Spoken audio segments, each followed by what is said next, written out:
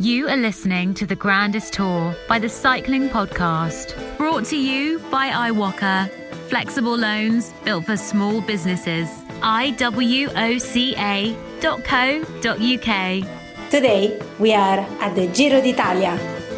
Kotse čitene, kotse pištine, nus pigude šikora, kotse čitene, kotse pištine, nus pigude šikora, celu mangiano le femmine. Cheers, Daniel. Cheers, Richard. Daniele Fribrancini, come stai? Bene, Riccardo Moresotto. I'm actually surprised my Italian name isn't Something version rude of Buffalo, Buffalino, or something like that.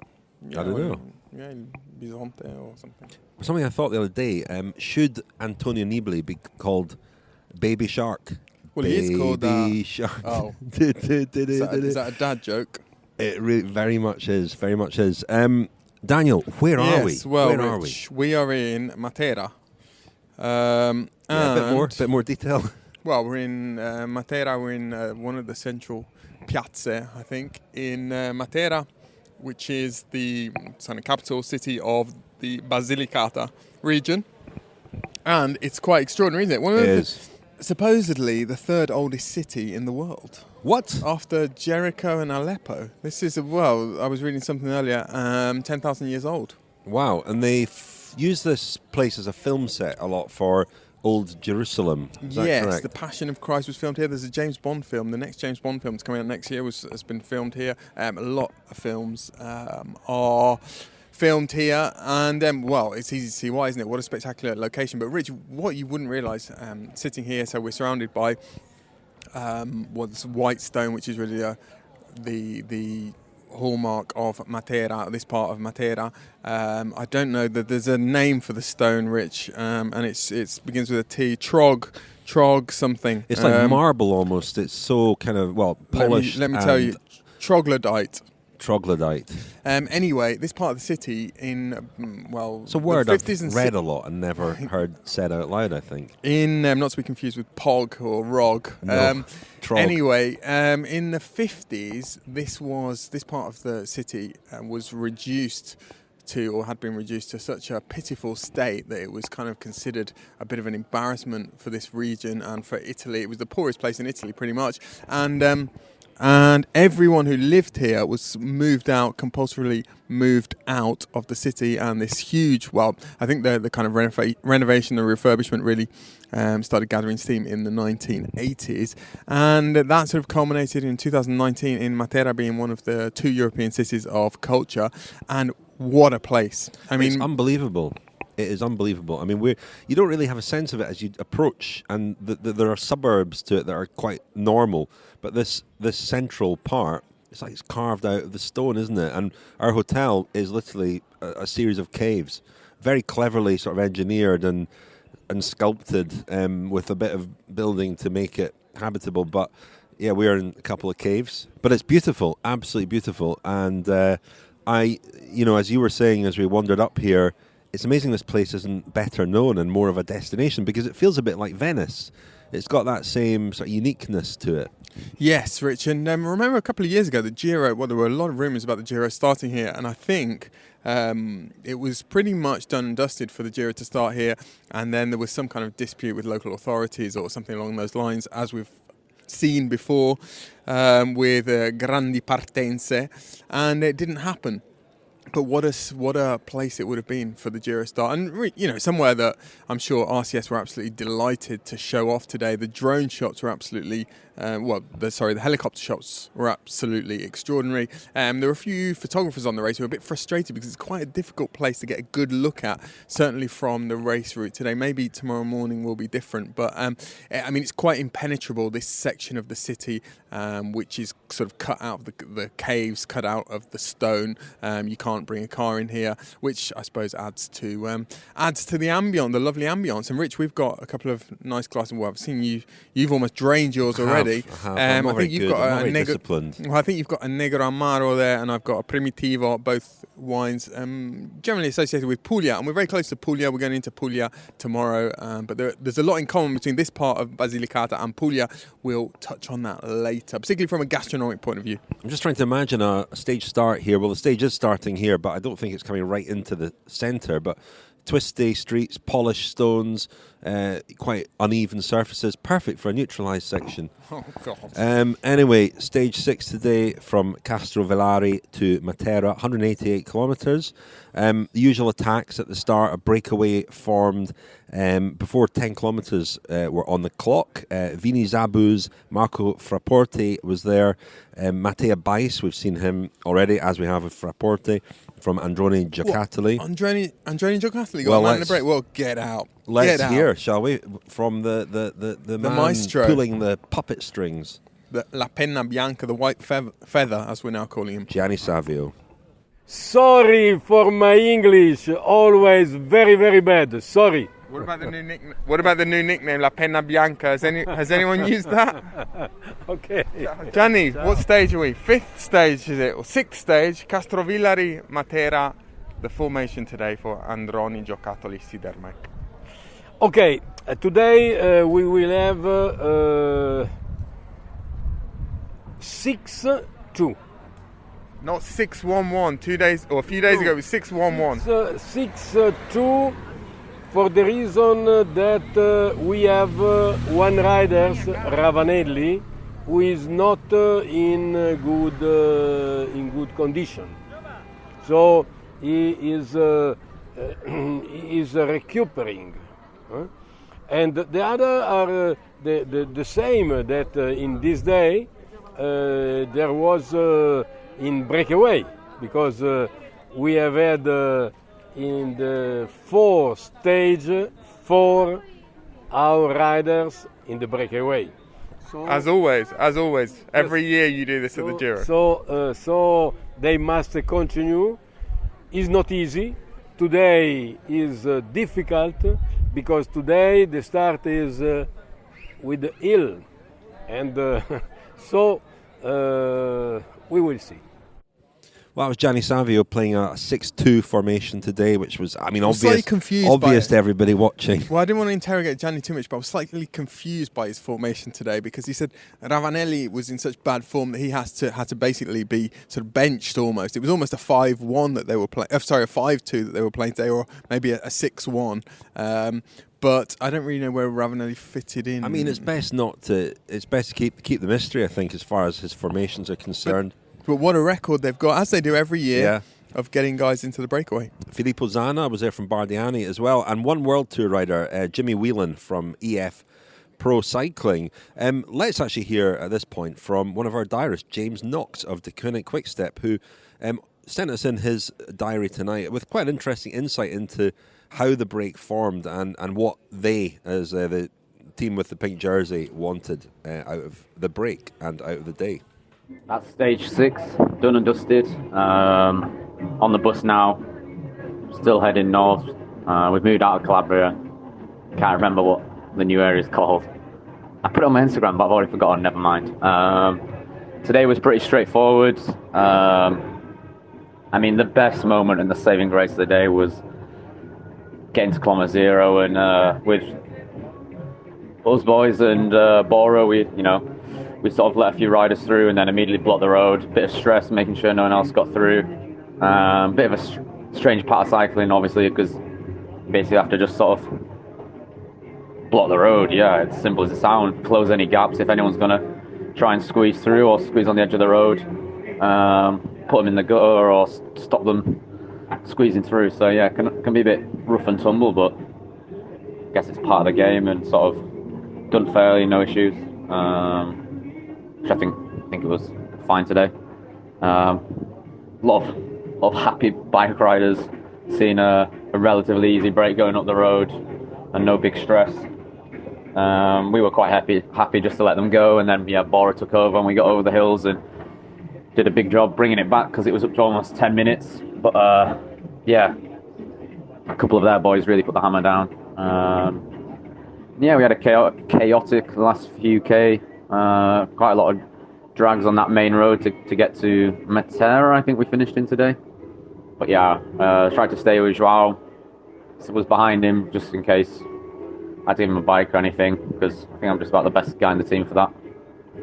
And yeah, quite straightforward really in the end. A little bit of frustration with, I think, Honoré and Ballerini sort of lost each other in the final. That was the only bit of heated discussion after the race, but one of those things, it was pretty tricky and there wasn't really any control, but impressive sprint by Démare. That was James Knox of Deceuninck-Quickstep. You can hear a lot more from our diarists in tomorrow's episode of Kilometre Zero. The four riders got quite a big lead, unusually at the moment in races like this, but 9 minutes at one point. We saw quite a lot of pace setting by Deceuninck-Quickstep, not so much chasing. And Bora Hansgrohe, obviously, riding pretty hard for Peter Sagan. Surely it was his day. We drove up to the finish, Daniel, and we said, this is Peter Sagan territory. It was quite a really tough climb in about the last 2.5 kilometres that we thought would at least see the likes of Arnaud Démare, Viviani, Fernando Gaviria, fall far enough back. Some of them did, didn't they? Gaviria was nowhere to be seen, and we heard from a couple of other of our diarists tonight who were also surprised that Démare and other sprinters were still up there and in a position to sprint. I mean, we had half an idea that it might be another day for Diego Ulissi, didn't we? You did, to be clear. But it wasn't. It was a day for Arnaud Démare. I mean, I don't know what happened to Sagan. Unusually for him, he was nowhere. He was boxed in at one point. He was too far back. I don't really know what happened to Sagan. He crossed the line shaking his head in 8th place. Arnaud Démare having bit of a canine dispute here, Rich. I think that's Davide Ballerini, is it? We'll talk about that in a minute. Arnaud Démare did lose quite a few places on that climb, but fought his way back and actually was really well placed as he came into the finishing straight and fourth. And when he launched his sprint, nobody could touch him, could they? Well, it was interesting to talk about his placement because we wondered about that, didn't we? We wondered what Groupama's intention had been, whether they wanted him to be further up than he was, because as you say, came from a long way back. And it's a good thing we've got a diarist who is very much a fixture in Arnaud Démare's lead-out train, and that's Jacopo Guarnieri, and he checked in with us this evening. So here we are again, celebrating again. It's going to be another night with some nice wine or beer. So I'm really happy. Today it was not an easy stage on the paper. The finish, the final kilometers were mainly uphill, but the meteo, the wind played with us because it was headwind most of the time, so we stayed calm in the bunch, and we did a little bit different than usual because obviously it was not a finish like a fast finish or a fast approach, but we were mainly focused on being in a good position with Arnaud rather than doing a proper lead out. Also because we are most of us really heavy, and we knew he could have delivered alone just after surviving the small climb the very end.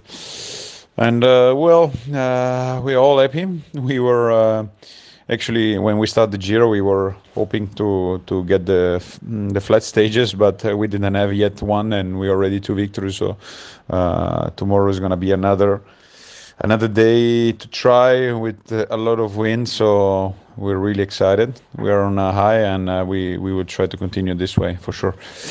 And I think the secret of Arnaud in this Giro is definitely the chewing, because it's taking so long to eat a plate of pasta that probably he got all the energy compared to us.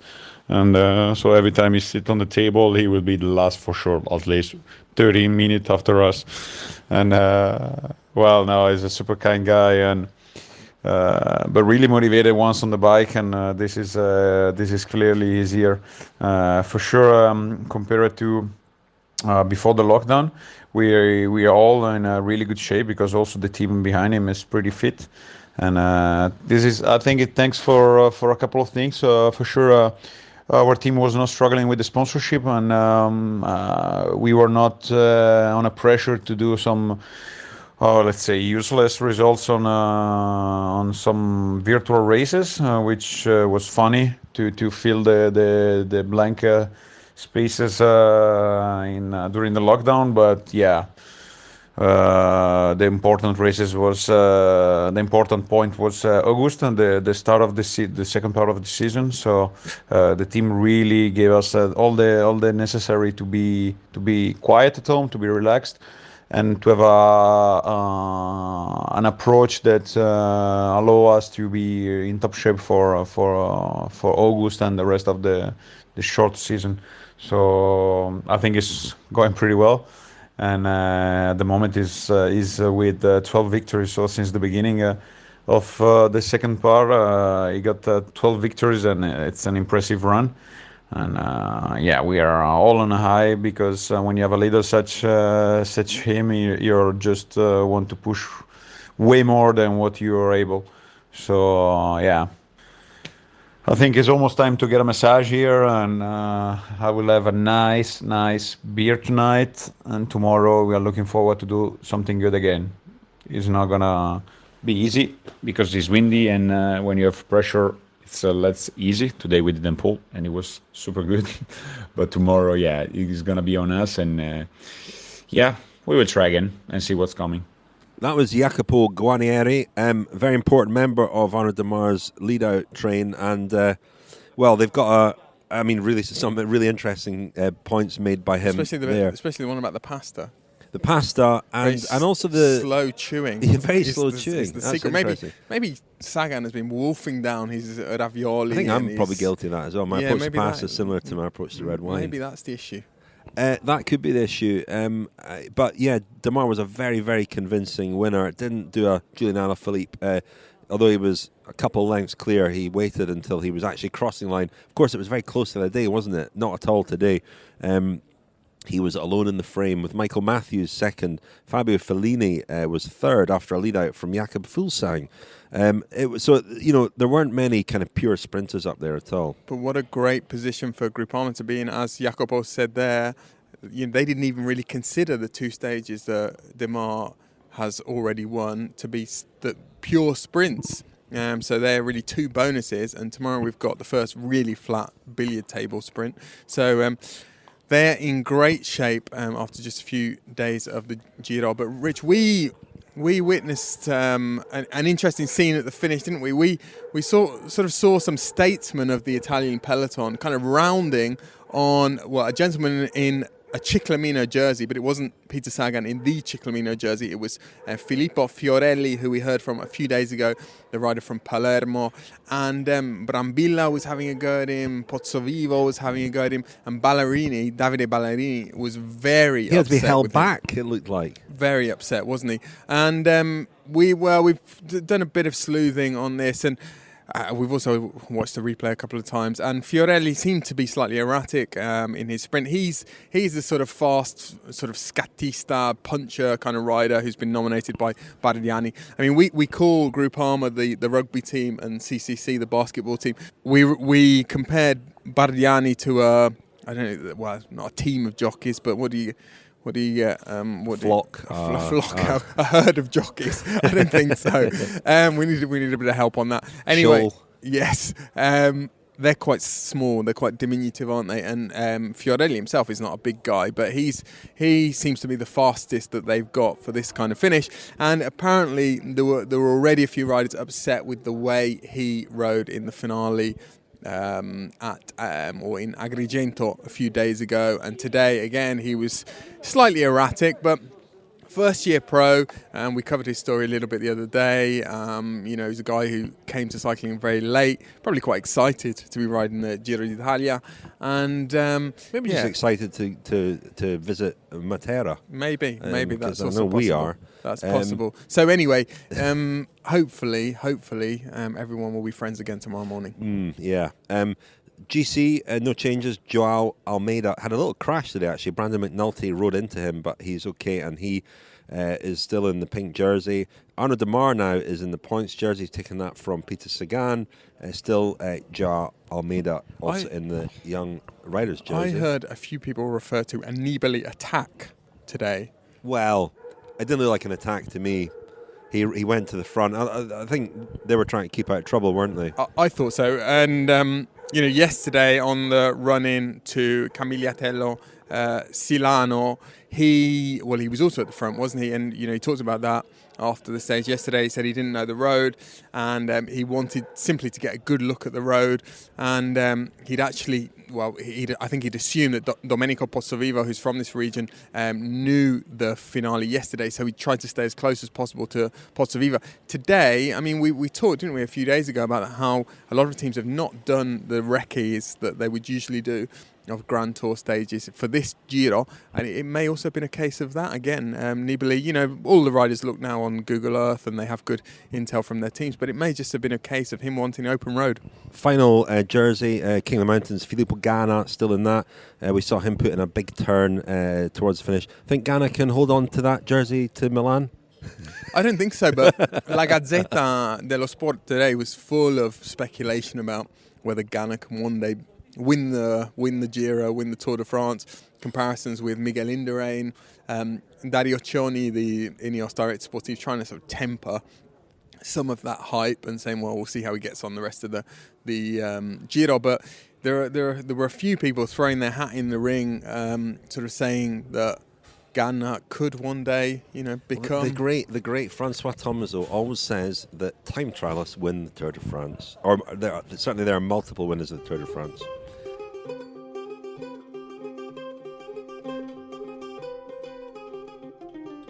You are listening to the Grandest Tour by the Cycling Podcast, brought to you by iwoca, flexible loans built for small businesses. Join 50,000 customers taking on life's twists and turns and scaling new heights with iwoca. If you run a business, find out more at iwoca.co.uk. iwoca.co.uk.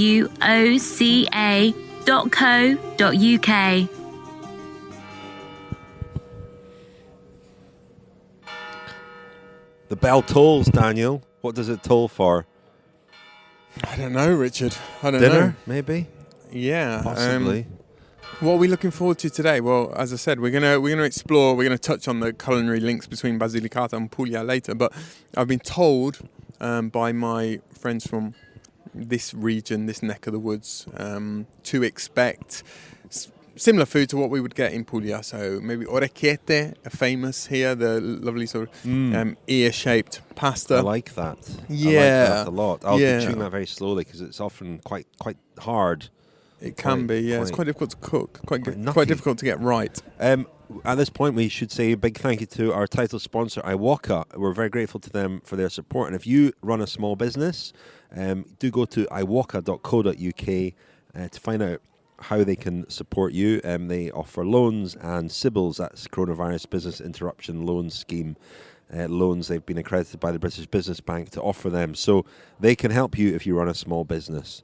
Now, Daniel, we spoke this morning, I spoke to Bjarne Riis, who is now in charge at NTT, certainly as a sort of team principal there. Doug Ryder is still the man who's currently, I think, looking for new sponsorship for that team, with NTT having just confirmed that they will be withdrawing at the end of the year. Bjarne Riis is here with the team. They've got Domenico Pozzovivo riding high, and you spoke to Beppe Martinelli, the man in charge at Astana. We did. So two masterminds, well, two guys with a lot of experience of winning Grand Tours as team managers. Beppe Martinelli is the most successful Giro Direct Sportive in history. He's won the Giro with Simoni, Garzelli, Cunego, Pantani, Contador. I think he may even have been DSing for Contador when he won. Anyway, two DSs with, who know their onions as far as the Giro is concerned, and who've got two horses in this race, haven't they? They've got Pozzovivo and Fuglsang in Martinelli's case. case. Flogging a dead horse last night, and now you're describing Fuglsang and Fuglsang is a thoroughbred, isn't he? Pozzovivo, what's he? I mean, he looks like he's fit for the knacker's yard. But, gosh. Well, he's in a bad way. I mean, physically, he looks, he's kind of, his arm is still obviously in a bad way. This terrible crash a year ago, even he was hit by a car. Then he had a terrible crash at the Tour de France as well, where I was told today the wound was so deep they could see the plates in his arm. He's here, and actually what Bjarne Riis said about Pottsville I thought was really interesting, and there was a sort of veiled, not criticism, but maybe a wake-up call for some of the younger riders who could maybe look at him as an example. Well, without further ado, should we hear from Bjarne and Martino? I'm very pleased with what I see with Pozzo. I think he's actually in a great shape. So we're there to support him, and he's been showing great things actually. And if that's going to be the level, then I think we're up for GC. He's remarkable. He obviously had to pull out the Tour. He had that terrible crash last year, but I spoke to him yesterday. He said he thinks he's at 100%. He's as good as he's ever been. Good as ever been, what is that, and sometimes people say that, but then the next day everything goes off, but no, he's definitely good, and I think he just showed what it is to be a great athlete and super professional. He was preparing well for the Tour, was in a good shape, probably not as good as now. But he crashed the first day and it was game over for him. He had too much pain, and he said after the first week, then he said, Bjarne, let me go home. I'll prepare for the Giro and then I'll be strong. And we decided to do that. And first thing he did when he came home, went to Etna. A few days recovery, of course. His elbow had to recover.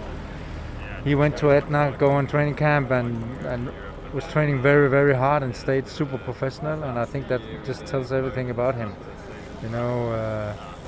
Top professional. And I think a lot of cyclists, a lot of young guys, they can learn immense from that. Do you see this Giro as being a real opportunity for him or somebody else? Because it seems quite open, and there maybe isn't a team that can control it for somebody. There could be, and we've seen at the Giro before, you can get breakaways that get a lot of time. Do you see there being a possibility for that here? I think every race is an opportunity for every single bike rider. Some of them, they don't understand that, so there are opportunities every single day. But this race might be special because, Ineos, they're out now in GC, and they're going into a different kind of race for them. You see Jacob, he's two strong guys down. That's definitely going to change their tactic, because with these two guys out, with them in, I would say they've had probably the strongest team here in the Giro. Nibali is taking control, but how much can he afford to take control? And then you see Jumbo, they're taking control, but they don't have the Tour team here, of course.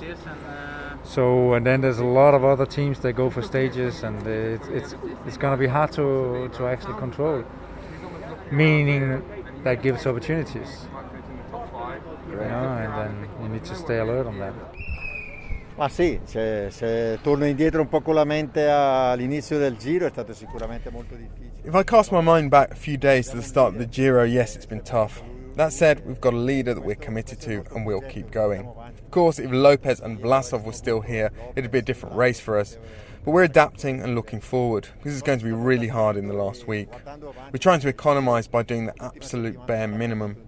Thomas is gone, but all of the others are still here. We've got Contreras, whom we bought in at the very last minute, and also Jonas. And we're keeping those two almost as spare wheels, using Feline and Boaro as much as possible on stages like today, because we know we're going to have to make massive sacrifices later on. Hopefully the team can hold on and remain as strong as we are now. It's hard, and hard to even compare with any scenario I've come up against in the past. You have roles for everyone, then you lose two riders and you have to rip up the whole plan, while at the same time not letting any of the extra stress trickle through to your leader.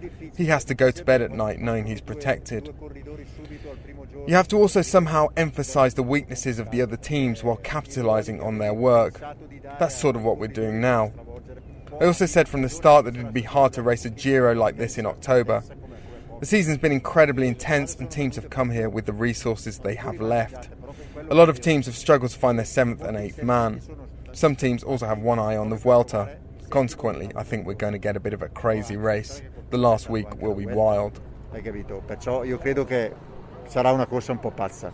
Ultima settimana ne vedremo delle belle. Well, Rich, what we didn't say earlier was that Domenico Pozzovivo was very much the local hero The today. dark horse? No, he was very much the local hero today, wasn't he? Because the stage, or the route went very close to his birthplace, and it sort of skimmed the place where he spent most of his youth, where he lived for most of his youth, which was Montalbano Ionico. But nowadays he lives in Lugano, where actually Bjarne Riis lives as well. I thought it was very interesting what Bjarne Riis said about, and actually Martinelli said about the potential for this Giro to throw up surprises and to be quite unpredictable, uncontrollable. You know, he's obviously missing two really important riders, as Riis said. If they were here, Vlasov and Lopez, if they were here, you would maybe, as Martinelli said, you would maybe look at Fuglsang as favourite and as a team that could really control things. But with them not here, it's really up in there, and it could be quite an interesting race in that final week. Yeah, I think so. It's going to be very difficult for them to control things, Astana, and as Martinelli said, it's about improvisation for them at the moment. They've got 2 or 3 riders in the team who I don't think it's disrespecting them to say they would barely have even been second choice for this Giro, and it's a very hard final week. There were more rumours today that the big Alpine stage over the Colle dell'Agnello could be truncated somehow and rerouted, that we might not get to the Agnello over 2,700 metres above sea level, and the weather conditions might not permit that. But even so, as long as whole stages aren't cancelled, it's going to be a gruelling last week, isn't it? But you know, you scoff, Rich, about me including Pozzovivo in the list of the short list of palpable possible winners. I'd throw Micah in there as well, and we're going to hear from someone else who I think is a possible winner a bit later, Wilco Kelderman. Chute à l'arrière du peloton, cycling podcast team car at the back of the pack, please. That's PK, the voice of Radio Tour at the Tour de France, interrupting this episode to remind me to tell you that it is sponsored by Babbel. Now, Daniel, I'm very proficient with languages, as you know. Which languages? I know you've been impressed by my Italian here. My French is almost perfect, but perfection is not something you can ever really. You give it a go, though, don't you? Well, increasingly so. I don't have any choice now. Living in France, I have to give it a go. So I am even giving with the it old, a go. even with the old Italian. Really? Yeah, you know. There are a lot of people. What generally happens if you do speak a foreign language and you're with people that don't, is they delegate every responsibility, and they usually not as a translator but as a mind reader. It's a confidence thing, isn't it? Where are the toilets? I don't know where the toilets are. The fear of failure is what holds one back a lot of the time from trying to speak. But trying is the only way you can learn. But another way you can learn is with Babbel, and it's an app that you can put on your phone. You can use it on your computer as well, and I've really enjoyed it. It's very sort of intuitive. It's fun. It's almost like a game through which you can learn languages. Lessons are pretty short if you want them to be. 15 minutes a day is what I've signed up to. And I quite enjoy it. The lessons are created by over 100 language experts, real people, not machines. And you can choose from 14 different languages, including Spanish, French, Italian, and German. The teaching method of Babbel has been proven to be effective across multiple studies. And it's available as an app or online, as I've said. It's synced, so if you do a lesson one day on your phone, you can do it the next day on your computer. Babbel is offering our listeners 6 months free with a purchase of a 6-month subscription with the promo code CYCLE. So go to babbel.co.uk/play and use the promo code CYCLE for your 6-month subscription. That's babbel.co.uk/play, promo code CYCLE.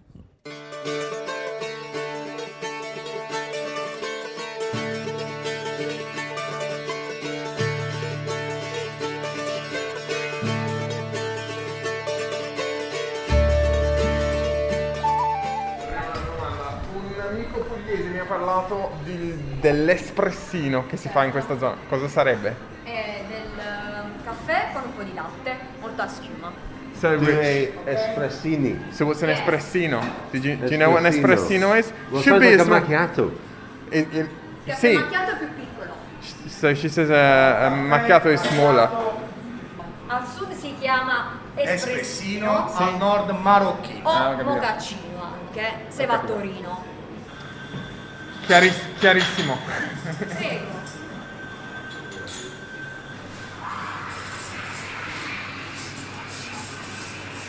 Okay. This is bigger than I expected. Well, it's bigger than I expected too, and I'm still slightly confused. Daniel. What? This is like a No, cappuccino. it looks a bit like a flat white, doesn't it? It looks like a cappuccino. No, not please. Well, a flat white. It looks a little bit like that, but I'm slightly confused, and I'm slightly. I'm in flat white heaven. Well, I'm slightly traumatized actually by this bombshell that's been dropped by our friend Leonardo Piccione, who's from Bari. He's a journalist here at the Giro, and I was speaking to him at the finish, and I don't know how we got onto the subject. He started talking to me about the espressino, which should, in theory, be a small espresso, but it's kind of the opposite. It's quite it's a bigger coffee than an espresso, and it's got quite a lot of milk in it. But we're not in Puglia, we're in Basilicata, we're in Matera, but apparently in Basilicata, this part, sì, ma sì. Right now, he's just added another sort of cold, sweet, sour coffee mousse into the mix. Coffee mousse. We need a whole series of podcasts to I'm process all gonna this. sleep Anyway, I think tonight I was saying that. So the espressino, you can have it in Basilicata, but only in this part of Basilicata. We're in Matera, and only in the north part of Puglia. So around about Bari and north of there. Not, I don't think, where we're going tomorrow at Brindisi, but it's a viper's nest, isn't it? Oh, it is a viper's nest.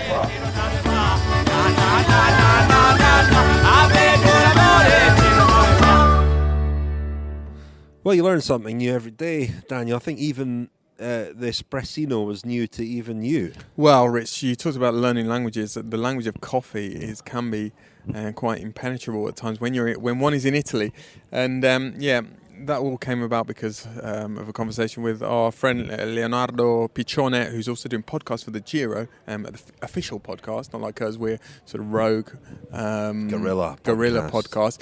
And he's from Bari, and this espressino, but it's very counterintuitive, isn't it? That it's much bigger than an espresso. And it was like a flat white. I mean, it was. I'm sorry to say. Yeah, but I'm sure an espressino has a bit more kudos and cachet for you than a flat white. Yeah, when espressino becomes available, when you start getting that in, that will be the thing, won't it? Artisan, baristas of Shoreditch start offering that, then it's time to, dive into the English Channel. It'll be called an espressino. Yes, it will. Anyway, Daniel, you spoke at the start to the Sunweb, the team of the Tour de France, or one of the teams of the Tour de France, a team that was very impressive there. And interestingly, as a team, they're moving away from GC. Tom Dumoulin obviously left at the end of last year. They're building instead a team of guys who can win races, and yet they've come here to the Giro with a GC team. Michael Matthews complained the other day actually, and had enough support at the finish. He was second today. Not sure how he felt about the support he'd had today, although I don't think he'd have beaten Arnaud Démare regardless.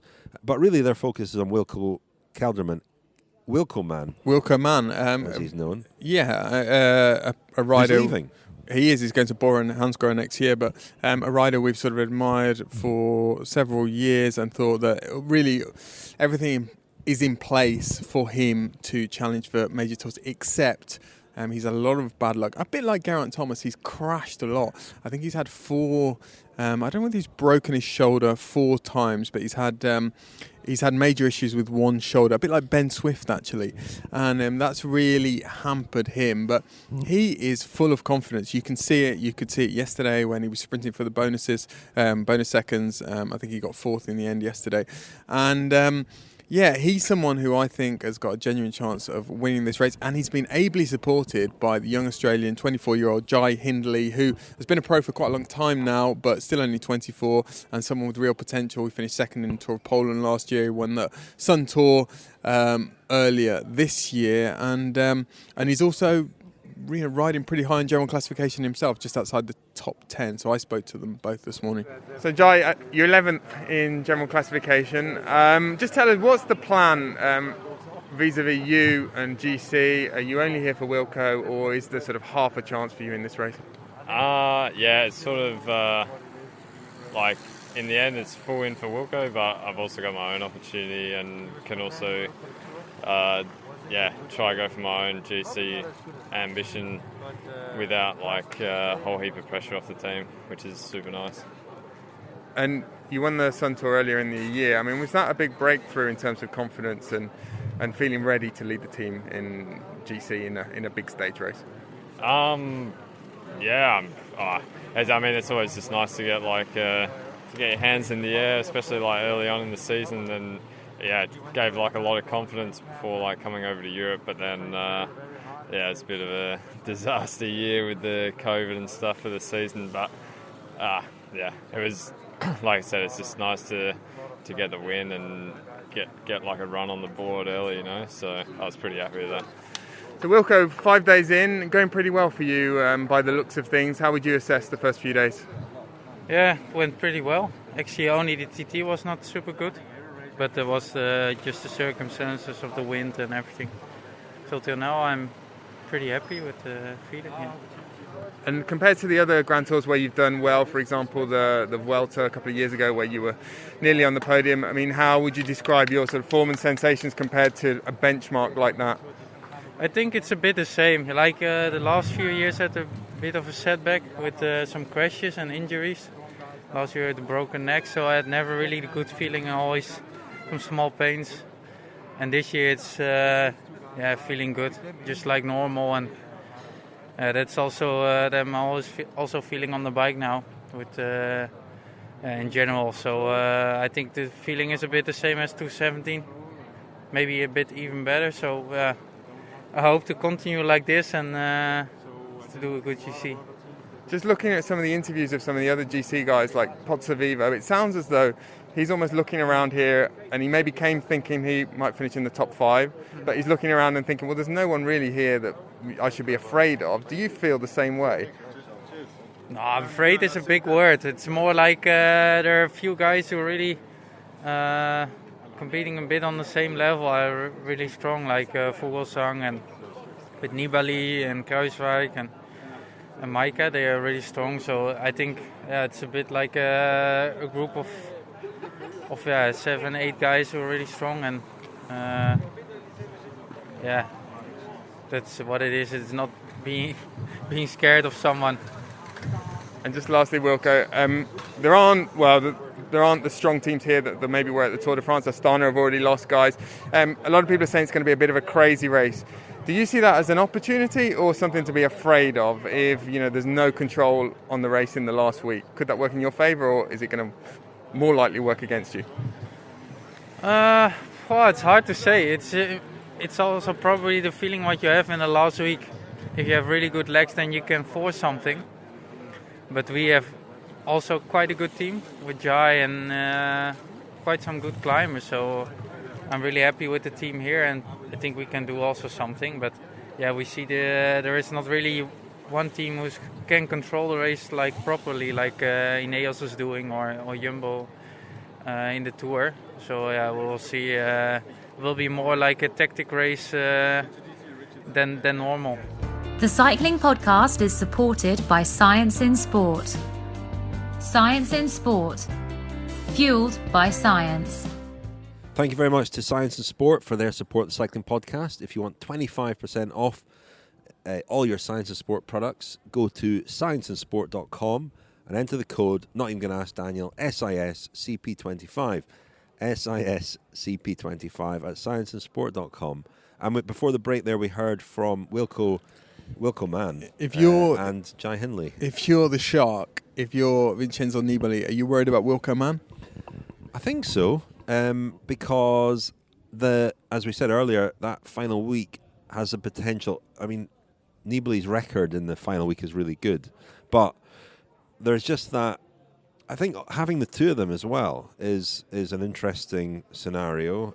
With the two time trials left, I think Kelderman is a very good time trialist. He's a good time trialist. Of the GC contenders, the guys who could definitely win this race, Kelderman would be the best time trialist on a flat time trial, all things being equal. So, yeah, watch this space, but he just has to. He has to negotiate particularly this middle week, which it can seem like a bit of a, if you look at the profiles of the stages, like a bit of a lull in proceedings. Couple of tough stages. The stage to Roccaraso will throw up some time gaps, I'm sure, and then the stage in and out of Cesenatico over the Apennines, several climbs that day. That's a tough one, but otherwise we might feel as though the race has sort of settled and it's, as I say, it's a bit of a pause in the GC battle, but bad things can happen if you get distracted and lose concentration.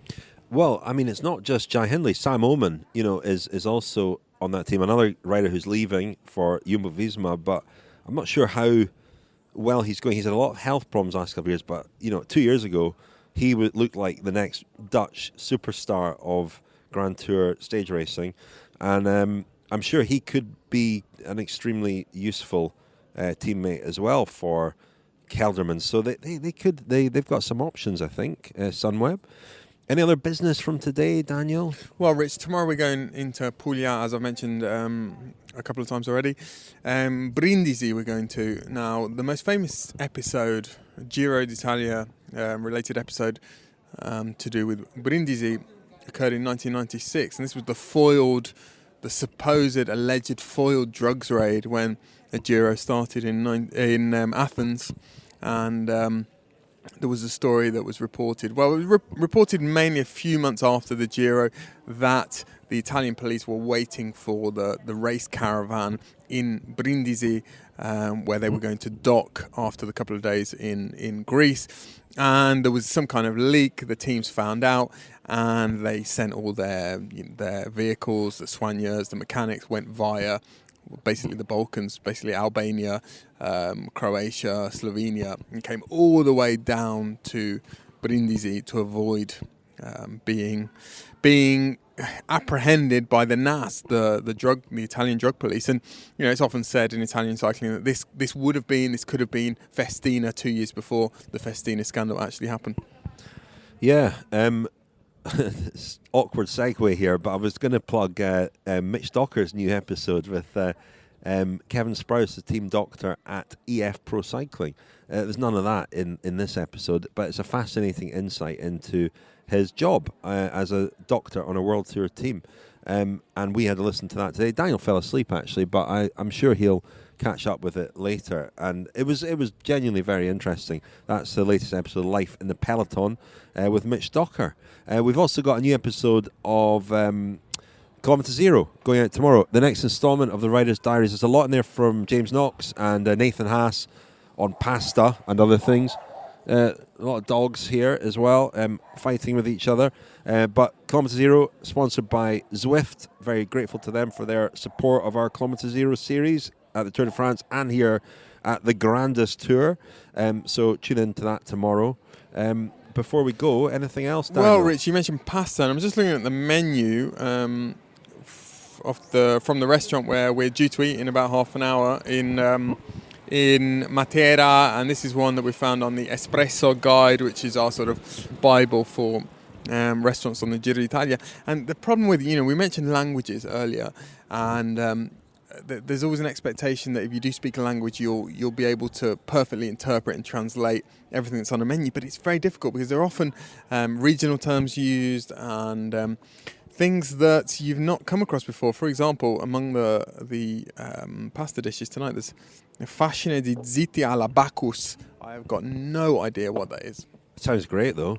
Let's have it. Yes, calzone arcobaleno, which you know what a calzone is? Yes. This is You're a big fan of calzone. I like calzone, but this is which literally means trouser leg, calzone. Anyway, calzone, so multiple trouser legs. Arcobaleno, rainbow trouser legs. It's also very appetizing. Do you like the sound of that? Very appetizing indeed.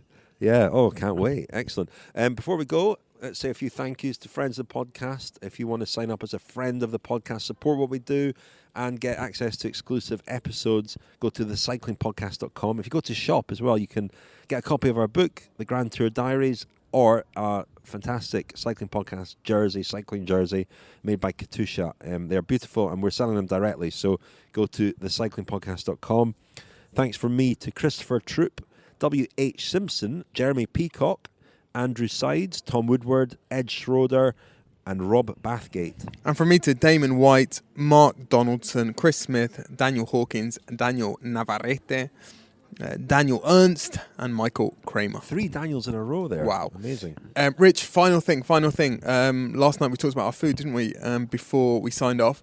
What did you make of the lagane ceci, the tagliatelle, the typical Calabrian tagliatelle with chickpeas? Really tasty. It was, wasn't it? And we advertised, we made a big thing of the fact we're going to have the Galioppo wine. We had the Magliocco, which is a different wine, €15, and it was quite lovely, wasn't it? Really nice. Yeah, it was. Nice. Yeah. Really tasty. Yeah, thanks, Rich.